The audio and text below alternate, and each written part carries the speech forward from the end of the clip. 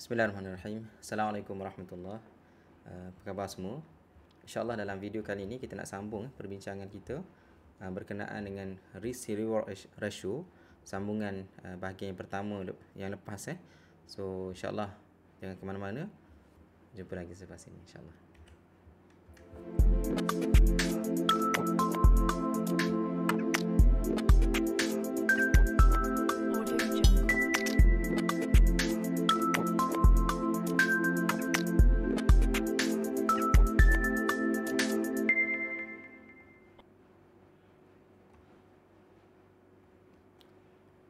Okey, insyaAllah sebagaimana yang kita bincangkan sebelum ini, iaitu berkenaan dengan risk reward ratio antara rahsia traders yang berjaya lah, iaitu orang-orang yang berjaya dalam pasaran saham. Antara perkara yang sangat penting adalah mereka menjaga risk reward ratio. Satu, kita plan. Sewaktu kita buat trading plan, kita kena tengok risk reward ratio kita, dan kita kena jagalah. Bila kita dah buat entry, antara benda yang ataupun disiplin yang penting untuk kita jaga adalah kita menjaga kita punya trading plan, yang mana dalam trading plan itu ada risk and reward ratio. Okey, sebenarnya dia ada banyak kaitan dengan benda yang kita bincangkan sebelum ini. Antaranya semakin banyak kita loss dalam kita punya portfolio kita, sekiranya portfolio kita banyak loss, maka semakin susah untuk kita dapatkan balik modal kita sebagai modal permulaan kita.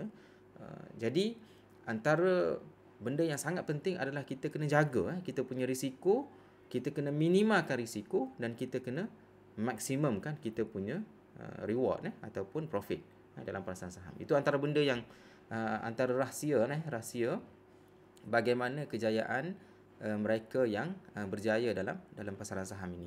Jadi hari ini kita nak sambung perbincangan kita berkenaan dengan perkara ini, iaitu risk reward ratio. Kalau sebelum ini kita bincang dari segi kita ada bincang dari segi apa itu risk reward ratio. Lepas tu macam mana risk reward ratio ini dia menentukan kita punya profit keuntungan seseorang itu dalam pasaran saham. Dan penetapan risk reward ratio ini juga berkaitan dengan overall performance. Sebenarnya dia reflect kepada apa yang kita bincangkan sebelum ini, iaitu persoalan seseorang itu sama ada dia untung ataupun tidak. Kalau dia trade 10 kali, katakanlah dia untung 5 kali dan dia rugi 5 kali, kita katakan tak semestinya dia untung, dan juga tak semestinya dia rugi, dan juga tak semestinya dia balik modal. So dia bergantung kepada risk reward ratio juga, berkait rapat dengan satu pengaruh yang penting kepada kita punya profit. Dan kita katakan bahawa seseorang trader itu kalau dia untung 4 kali saja dalam 10 kali dia trade, dan dia rugi 6 kali, tak semestinya dia rugi secara overall. Secara keseluruhannya tak semestinya dia rugi. Sebab dia bergantung kepada risk and reward ratio yang dia set sewaktu dia membuat trading plan ataupun sewaktu dia membuat entry dalam mana-mana counter. Jadi hari ini kita nak bincangkan berkenaan dengan perkara ini. Jadi saya nak ambil contoh, satu contoh yang dikongsikan oleh rakan kita, I'm Nas. Yang ni waktu homework kita berkenaan dengan reversal candlestick, teknik reversal candlestick, yang mana I'm Nas ini ada post satu chart, okey, yang mana I'm Nas ini dia ambil counter di NO, okey, dan dia pasang SMA, exponential moving average kalau tak silap, EMA. Cuma kita hari tu kita bincang MA50, MA50 100 dengan 200. Tapi Amnas dia ambil, kalau tak silap saya, EMA ataupun simple moving average 20. Sebab itu kita nampak dia punya garisan ni terlalu dekat antara price dengan garisan moving average tersebut. It's okay, tak apa. Cuma kita nak ambil contoh ni lah Amnas. Okey, yang ni saya dah saya dah buka counter DNO, okey, DNO, dan saya dah set EMA 50 yang paling atas sekali, and then EMA 100 dengan EMA 200. Okey. Alright. So dalam kes Amnas tadi, dia ambil waktu awal November awal November, iaitu dekat kaunter ni lah, kaunter DNO, dan di sini lokasinya. Baik, jom kita cuba praktikkan risk reward ratio, risk reward ratio, dan kita imagine benda ni tak berlaku lagi. Okey, benda ni tak berlaku lagi, dan ini sebagaimana yang kita bincangkan dalam topik strategi reversal candlestick. Ini menepati syarat, tetapi ada syarat yang sebenarnya dari segi candlestick tu menepati syarat. Tetapi kriteria lain, tips dan trik berkaitan dengan teknik tersebut, bagi saya, kalau saya lah berada dalam keadaan ini, saya secara personal saya tak akan buat entry. Okey, saya tak akan buat entry. Kerana apa? Kerana melihat kepada risk and reward ratio lah. Okey, kerana melihat kepada risk and reward ratio. Kan kita katakan bahawa memang betul reversal candlestick tu dia ada bullish engulfing, dia ada harami, ada hammer, ada apa lagi, piercing line, morning star dan sebagainya. Tetapi tidak semestinya bila kita tengok reversal candlestick itu kita terus boleh buat entry, Tidak. Sebab sebagaimana yang saya sebutkan, antara benda penting adalah kita kena consider kita punya risk and reward ratio. Nisbah antara risiko dan juga kita punya reward ni apa dalam bahasa Melayu? Reward ni apa untung ganjaran. Antara risiko dan juga ganjaran kita kena consider. Jadi dalam konteks ini, kalau saya lah berada dalam keadaan ini, saya tak buat entry. Yang pertama, perhatikan dekat sini, walaupun yang ni pun ada kaitan dengan perbincangan berkenaan dengan volume price analysis, antara yang terpanjang lah kita pernah share sebelum ini, iaitu volume price analysis ni. Dia walaupun kenaikan ni banyak, tapi dia anomaly, dia tak normal di sini. Anomaly, dia sedikit, kalau bahasa kasarnya cacat lah. Dia kenaikan dia ni, okey, tidak disusuli dengan volume yang tinggi, menyebabkan dia punya ni kita katakan momentum lah. Momentum kenaikan ini dia tak kuat, walaupun dia punya harga tu, price tu nampak macam tinggi kenaikannya, okey, tetapi volume yang tak ada. Saya selalu buat analogi kenaikan yang seumpama ini seperti kita membaling polystyrene, okey, polystyrene ke dinding. Besar mana pun polystyrene tu, kalau kita baling laju mana pun, dinding tidak akan pecah. Okey, dinding tidak akan pecah. Berbanding dengan peluru yang mana besi ataupun material yang keras dan kita kenakan satu laju yang tinggi, okey, dia kalau kena caranya, dinding boleh pecah. Okey, dinding boleh pecah. Itulah momentum, itu maksud momentum. Maksudnya kelajuan itu diiringi dengan berat ataupun dia ada mass dia ada kekuatan dia lah bersama-sama dengan kelajuan itu. Tapi dalam konteks DNO ini pada bila ni 2 November tahun 2020 ini, walaupun kelajuannya laju naik, tapi volumenya sedikit. Sebab itu saya kata kalau dalam konteks ini saya tak buat entry. Okey, satu benda lagi adalah bila memikirkan tentang risk reward ratio lah. Okey. Bila kita, tuan-tuan semua, bila kita buat backtest, bila kita buat backtest, kita kena abaikan apa yang berlaku selepas itu. Okey. Kita cuba tutup dulu apa yang berlaku. Okey. At that particular moment, kita nak buat entry ataupun tidak. Kita buat decision. Dan sekiranya kita buat decision nak masuk, dan kita tengok apa yang berlaku selepas itu. Itu maksud cara untuk kita buat backtest lah. Yang ni antaranya, kalau kita tengok dekat DNO ni, okey, sekejap, mana dah dia punya ni, Okey. So DNO ni berapa bulan tadi? 1 November kan. Bila kita nak buat back test, okey, kita tengok dekat sini. So jangan tengok apa yang dah berlaku ni. Sebab yang ni kita kena abaikan dulu. Kita kena abaikan dulu. Yang ni berlaku, yalah, benda yang dah berlaku bolehlah kita kata ya, decision kita mungkin betul bila kita buat entry dekat sini. Tetapi tidak semestinya macam tu. Tak semestinya berlaku sebagaimana yang kita nampak dalam keadaan ini. So kita kena imagine yang benda ini belum berlaku lagi. Okey. So benda ni yang belum berlaku lagi. Okey. Dari segi kriteria untuk kita buat reversal pattern, mungkin certain syarat itu dah cukup. Tetapi kita kena tengok dari segi risk and reward ratio kita. Okey. Alright, dalam trading view kita ada cara kita untuk kita ada tools yang kita boleh guna untuk kita measure kita punya risk reward ratio. Okey, secara manualnya kita mungkin kita tanda dulu di mana kita punya dari segi trading plan kita kena trading plan.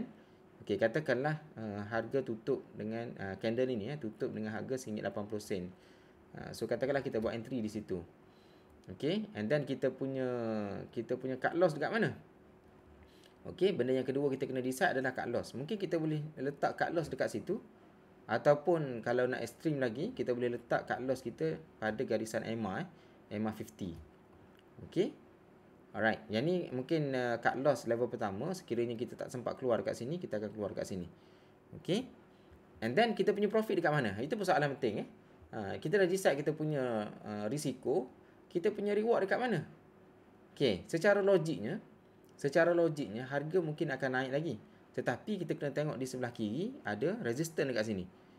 So resistance ni kita kena anticipate ni kemungkinan harga dia akan melantun balik. Bila sentuh resistance ni dia akan melantun balik ke bawah.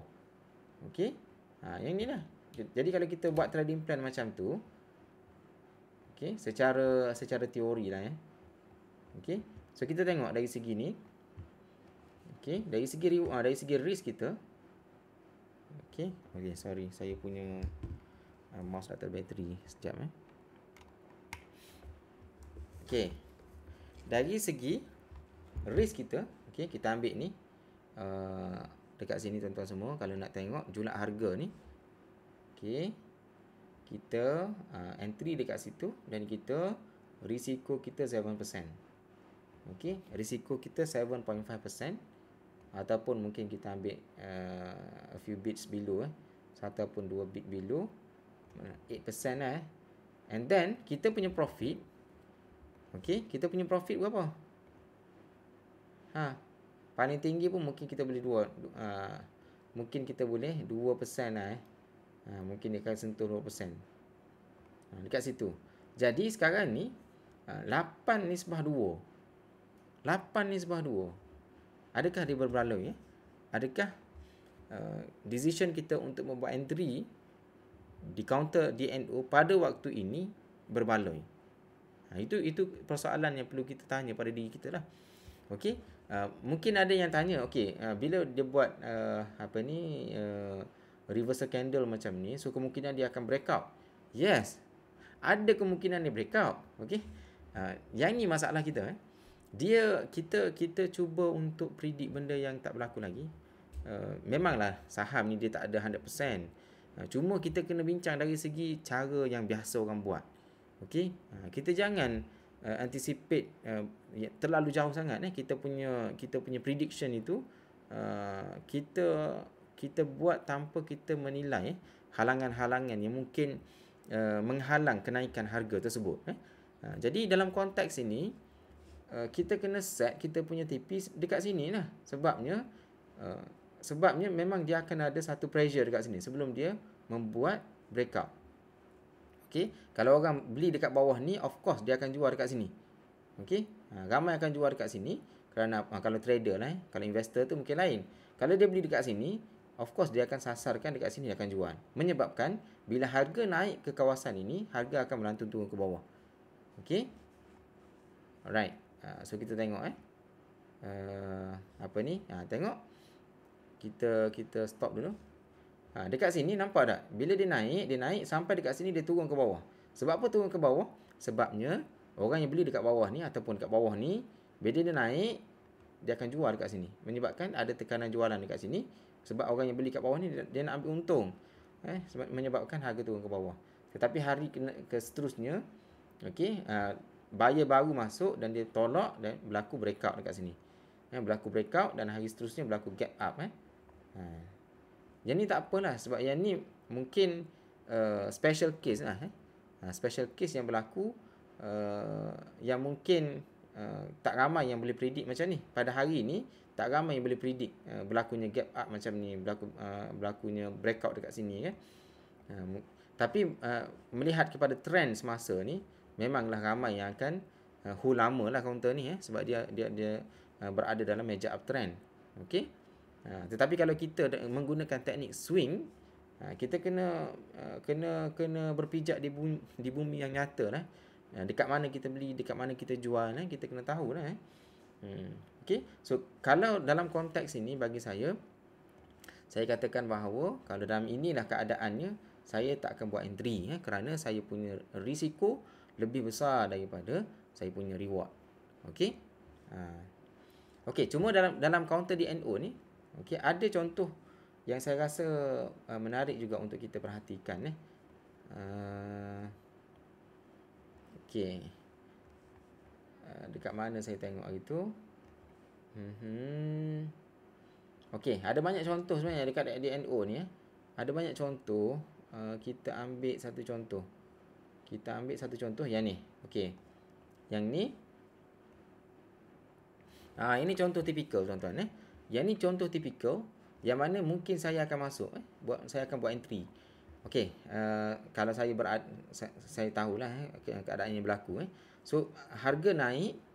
Okey, dia turun. Dia pull back. Dan dia pull back dia tu dia tak cross MA50. Okey, dia tak cross MA50. Dan terdapatnya dekat sini. Perhatikan tuan-tuan, ada piercing line dekat sini. Okey. Piercing line, ingat lagi syarat-syarat dia. Ingat lagi syarat-syarat piercing. Dia kena gap down. And then waktu dia tutup itu, dia tutup more than half of the previous candle. Harga close hari yang kedua tu more than half previous red candle. Itu dia punya syarat. Dan memang syarat itu ditepati lah dalam keadaan ini. Dalam konteks contoh ini, dia turun. Okay, ni candle pertama, candle merah ni dia turun. And then candle kedua, dia start gap down. And then buyer datang, tolak, naik ke atas dan dia close more than half previous candle ini. Okay, kalau half kat situ dan dia close di atas itu. Maksudnya yang ni adalah reversal candlestick lah. Reversal candlestick. Okay, dalam konteks ini, katakanlah saya realize benda ni pada pukul 4 petang ataupun 4:30 petang sebelum counter tutup. Okay. Excuse me, sorry. Dan saya pun akan buatlah saya punya risk reward ratio kita. Yang ni saya buat entry dekat situ dan saya akan set saya punya risk dia mungkin harga buka pada hari tersebut 10%. Quite high bagi saya, agak tinggi risiko tu. Okey. Risiko tu agak tinggi, cuma melihat kepada saya punya reward. Okey, saya buat entry dekat situ dan saya punya reward saya akan target dekat situ 20%. Nampak? Yang ni 10%, yang ni 20%. Kan saya kata saya punya kriteria saya, risk reward ratio saya adalah paling kurang 1:2. 1 risiko, 2 reward. Okey? Maka sekiranya risiko saya 10%, saya punya reward paling kurang saya set 20%. So memang menepati syarat lah. Saya punya risiko risiko saya 10%, tapi saya punya reward saya 20%. Okey, so kita imagine benda ni belum berlaku lagi. Okey, so saya akan tengoklah saya beli dekat situ dan harga gap up pada hari seterusnya tapi dia turun balik. Okey, turun balik tapi dia tak sentuh saya punya stop loss level. So saya tunggu je lah. Tunggu, okey, hari seterusnya makin turun. Relax lah. Yang ni kalau tak biasa panik lah ni. Relax lah. So kita tunggu sama ada dia sentuh kita punya risiko kita punya stop loss ataupun kita punya TP.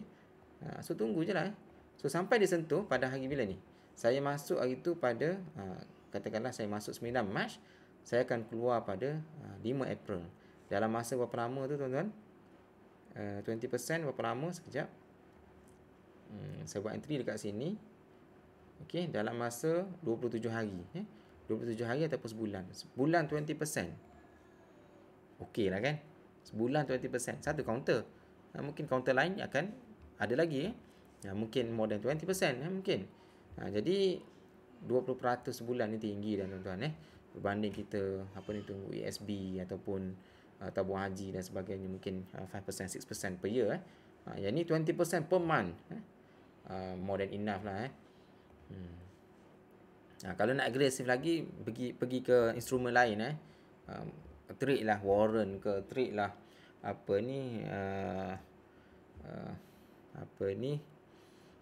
CPO ke, whatever lah, yang lebih laju, cryptocurrency dan sebagainya. Tapi kalau saham 20% per month, more than enough lah bagi saya. Okey, jadi saya dah saya dah demonstrate kepada anda sekalian berkenaan dengan risk and reward ratio. Cuma ada satu benda lagi dalam trading view ni, sebenarnya dia ada dah tools yang memudahkan kita untuk kita measure lah risk reward ratio ni. Okey, saya delete dulu.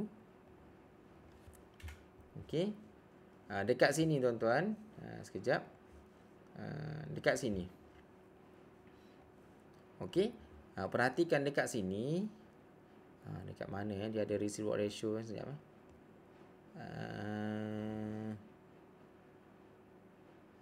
Sekejap. Yang ni. Yang ni short sorry, yang ni kedudukan singkat ni maksudnya short position ataupun kita go short kita jual dulu baru kita beli dekat bawah. Baru kita dapat profit. Tapi dalam konteks kita di Bursa Malaysia, kebanyakannya khususnya yang patuh syariah, kita buat kedudukan panjang ataupun long punya position. So kita ni sebenarnya yang ni dah ada dah. So kita klik yang tu, and then kita klik dekat situ, dia akan automatic keluar kita punya risk reward. So dekat sini kita sebenarnya color ni saya adjust diri lah, saya punya setting. So katakanlah kita nak set kita punya risk dekat situ, and then kita punya reward kita tarik ke atas sampai dekat situ. So dia punya risk reward ratio, dia dah tunjuk dekat sini. Sekejap saya besarkan sikit. Okey, you all tak nampak okey, dekat sini dia dah tunjuk dah. Okey, 2. Kalau kita turunkan sikit mungkin 1 point something. Kalau kita lebih lagi, lebih daripada 2. Jadi saya punya setting preference saya punya risk saya adalah 1 dan saya punya reward 2. Jadi 2 nisbah 1, dia akan jadi 2 bahagi 1 jadi 2 lah. Jadi at least 2 dekat sini barulah saya akan consider sama ada saya akan membuat entry ataupun sebaliknya. Okey, so sebenarnya dekat ni kita boleh setting lah. Kita double klik dekat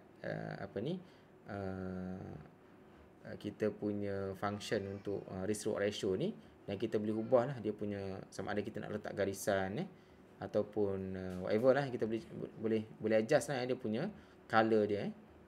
Kita nak adjust dia punya color, dia punya transparency so kita boleh adjust dekat sini.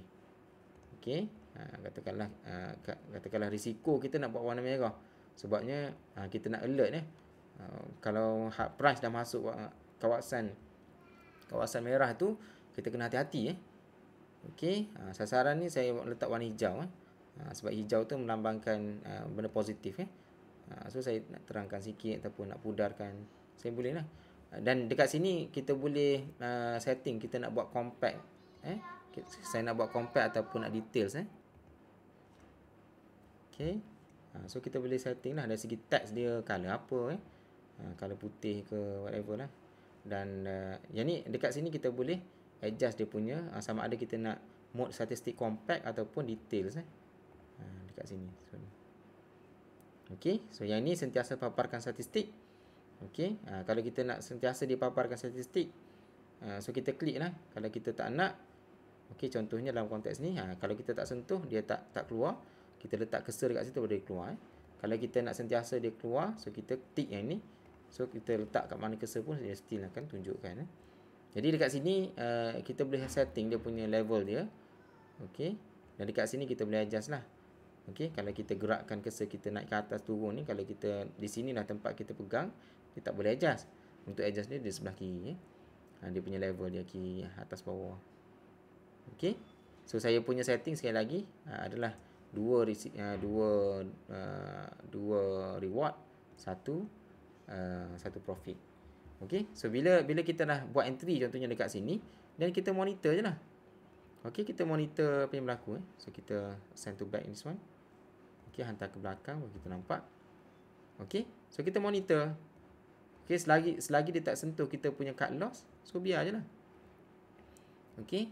So sampai ke level contohnya dalam konteks ni dia sentuh kita punya profit target kita. So kita take profit dekat sini, kita keluar. Itu teknik swing lah.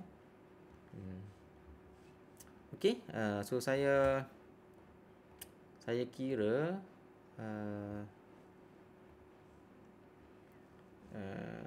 sekejap tuan-tuan semua. Alright, so saya tersilap tekan setting ni. So tuan-tuan semua jangan lupa untuk subscribe. InsyaAllah kita akan bincangkan banyak lagi topik-topik yang menarik selepas ini. Okey, jangan lupa like, share dan juga sesiapa yang belum subscribe, tekanlah button subscribe dan juga tekan button loceng supaya tidak ketinggalan dalam video-video seterusnya. Saya sebenarnya banyak lagi benda yang saya nak share, tapi disebabkan limitasi masa, mungkin saya akan share sikit-sikit lah dari semasa ke semasa, sebab saya akan, bila saya nak buat sharing tu, saya kena prepare slide, prepare material dan sebagainya. Jadi itu memakan masa lah untuk preparation. So pastikan anda subscribe dan juga tekan button loceng supaya anda tidak ketinggalan dalam video seterusnya. Okey, sebagaimana saya sebut, sebenarnya saya tengah siapkan saya punya manuskrip buku chart pattern analysis. InsyaAllah targetnya hujung tahun ini. Dah menghampiri deadline dah. Cuma mungkin saya rasa akan berlaku delay sikit. Saya akan cuba yang terbaik untuk perkemaskan manuskrip tersebut dan insyaAllah publish hujung tahun ini ataupun awal tahun depan insyaAllah. Pakai doa semua. Terima kasih atas sokongan semua. Saya rasa itu saja. Saya minta maaf sekiranya ada sebarang kesilapan ralat dan sebagainya. Sebarang feedback boleh tinggalkan dalam ruangan komen di bawah. InsyaAllah. Assalamualaikum warahmatullahi taala wabarakatuh. Jumpa lagi insyaAllah.